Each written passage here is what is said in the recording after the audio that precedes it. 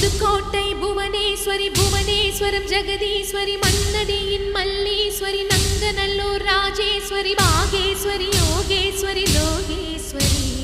Melmalayanur